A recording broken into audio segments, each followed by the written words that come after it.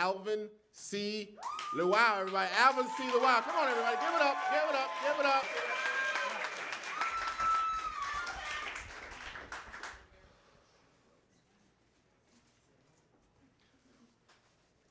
I've never been on death row, but I've thought about my last meal, as I imagine most of you have, having watched prison documentaries and enough primetime cable. And so when you do the last meal thought exercise, essentially what you do is in your brain, you go back in time to all of your happiest culinary moments, and you take all of your favorite foods and you gather them together for this like epic finale, which kind of becomes a spectrum of your tastes over the years, kind of like your life flashing before your tongue. I would have shrimp tempura, because that shit's delicious. And I'm kind of a fat kid at heart. I'd have jerk chicken, because I had it one time with my dad when we used to get along, and he knew so much about jerk chicken and how Bill Clinton liked to eat it. And every time I taste it, it reminds me of him and Bill Clinton.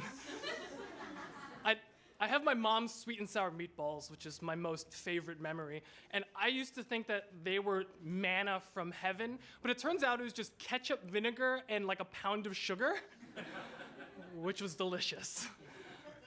And then I'd have my own macaroni and cheese, which is the best in the world, which I make with sour cream, and it has the burnt cheddar edges.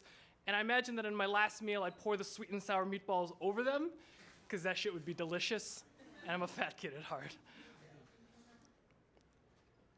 After 6 weeks of chemo, I dropped from 168 pounds for 152. And that's not that extreme given the circumstances, but after the first time I weighed myself, I never wanted to do that again. I'm too good with numbers. I turn the pounds into ounces and grams, and I always calculate how much weight I've lost, how far I am from when I used to live my previous healthy life when I could walk to the corner store and not feel like I got off of a fucking treadmill. I was so tired. It was just aches and grogginess and the blur of night terrors and nosebleeds. They never tell you about those. There'd be times when I wake up in a pool of my own hot, warm blood and I didn't know what was happening, and it was so scary. And there'd be times when I'd do laundry and I'd find these copper-colored stains on the inside of my shirts and I didn't know what they were. And it took me a while to realize that that's nose blood. And that's a really personal and eerie thing.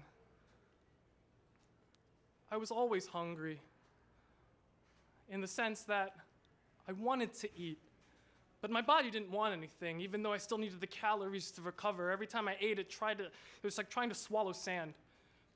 My doctor was 70-something, and he kind of reminded me of John Lithgow with a hunchback. And he was so adorable.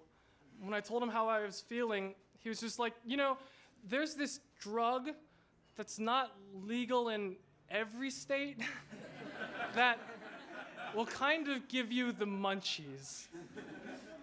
And I told him I knew about pot because I'm an artist after all. I wasn't hungry, even though I wanted to be. So all I ate was plain oatmeal that I would prepare by the tubful. And when you're not hungry, it tastes like warm snot. And it sounds funny, but it wasn't. All I wanted was a cheeseburger. Not even to actually eat the cheeseburger. Thinking about that made me nauseous all the time. I just wanted to want a cheeseburger. To feel my body processing that hunger. To want to thrive and grow and not just fall off and shuffle off quietly.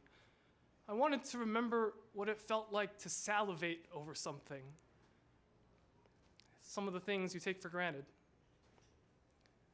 When the oncologist called, the lilt in his voice hinted at good news. And it was. The tumor had shrunk to an operable size.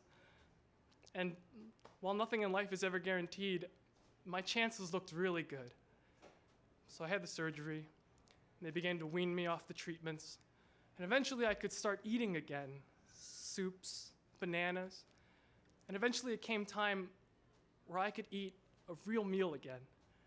And my closest friends say that they would take me anywhere I wanted. I didn't have shrimp tempura or jerk chicken. I ended up getting Thai food. Bad Thai food. like comfort food Thai. Like Thai food that reminds you of Times Square, like Americanized and too sugary.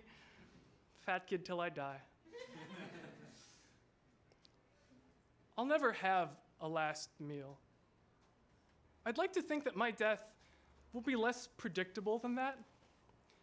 But as I was sitting there with all of my closest friends, looking down at the menu like a list of wishes, I was so grateful just to be hungry. And I realized that it didn't matter if the pork was going to be overcooked or if the chef was going to be heavy-handed with the basil.